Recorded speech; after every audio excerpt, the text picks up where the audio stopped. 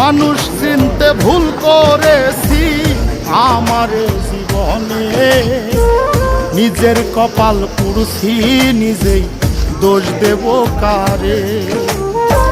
তাই তো নিজেই জ্বলছি হাইরে কাউরে বলি না, স্বার্থ ছাড়া একটা মানুষ খুঁজা পাইলাম না। আমি স্বার্থ ছাড়া একটা মানুষ খুঁজা পাইলাম না।